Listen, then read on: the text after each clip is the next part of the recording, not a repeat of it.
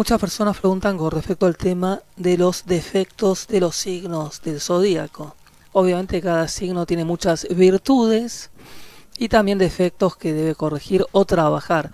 Después se va viendo de acuerdo al nivel evolutivo de la persona si puede transmutar los defectos de cada signo en función de las propias virtudes, poder trascender el plano bajo de lo que es el signo de conciencia o a nivel evolutivo. Pero vamos a analizar lo que son algunos defectos característicos en cada uno de los signos. En el caso de Aries es la agresividad, está regido por Marte, una persona muy frontal, muy directa, no mide las consecuencias, también la vulgaridad, un espíritu pendenciero, poco diplomático, que le gusta chocar ante el mundo.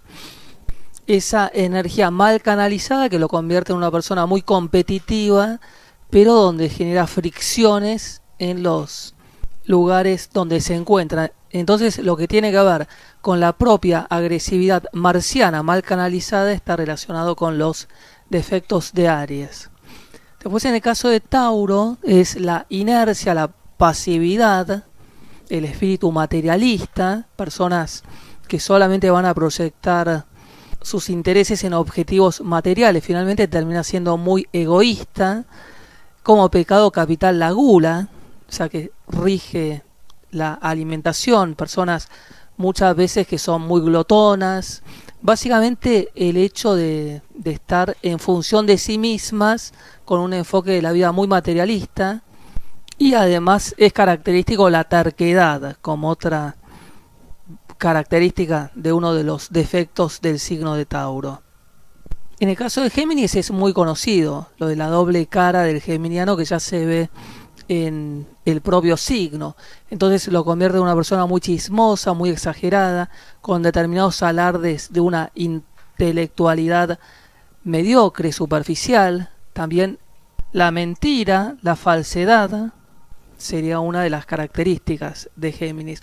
En el caso de Aries sería la agresividad, Tauro más que nada el materialismo extremo, en el caso de Géminis la falsedad, las mentiras o el chisme, también personas muy inquietas, muy aceleradas, la diversidad se convierte en dispersión, hiperkinéticas.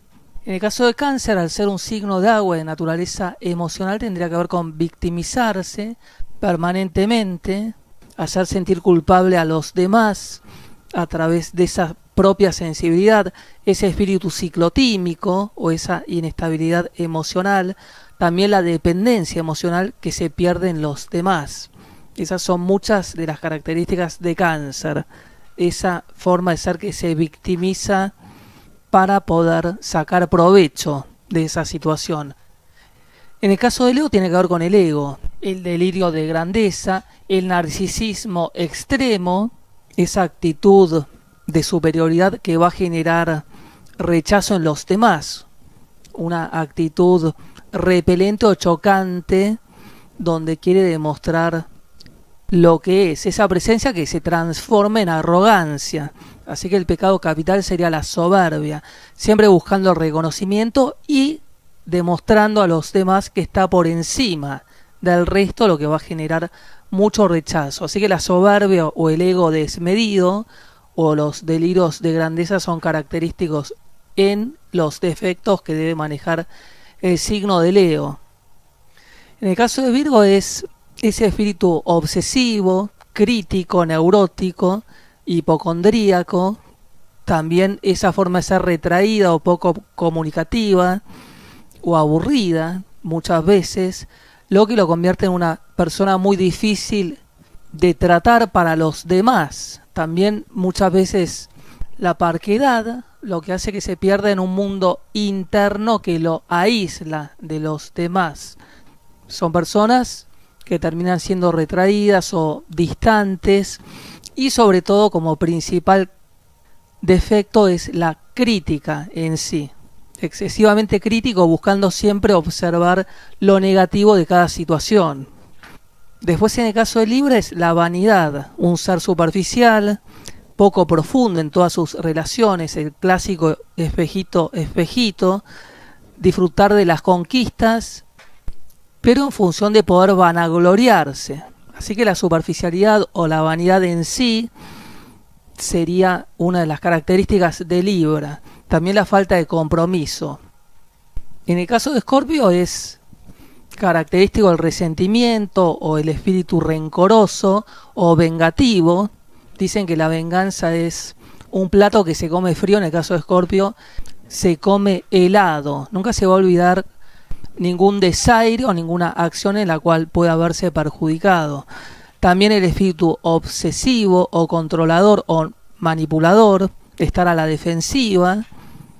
Básicamente ser vengativo, rencoroso, celoso, controlador, absorbente. Esas son las características que debe trabajar Escorpio para poder trascender y lograr obviamente todo lo positivo que también le otorga este signo, pero debe comer esa cola escorpiana que le genera todos estos sentimientos negativos que debe poder vencer. En el caso de Sagitario, la exageración, la fanfarronería, el desentenderse de las situaciones, también la superficialidad. Muchas mujeres sufren mucho con tanto el hombre sagitariano como el hombre pisciano, de que no tienen esa capacidad de generar seguridad. Es el clásico tiro al aire. En vez de ser la flecha que se dispara lo más lejos para trascender, que sería el sagitariano evolucionado, sería el tiro al aire, la persona en la cual no se puede confiar, mujeriego, muchas veces trepador, todo lo que tiene que ver con ese Júpiter en función a los defectos que conlleva este planeta.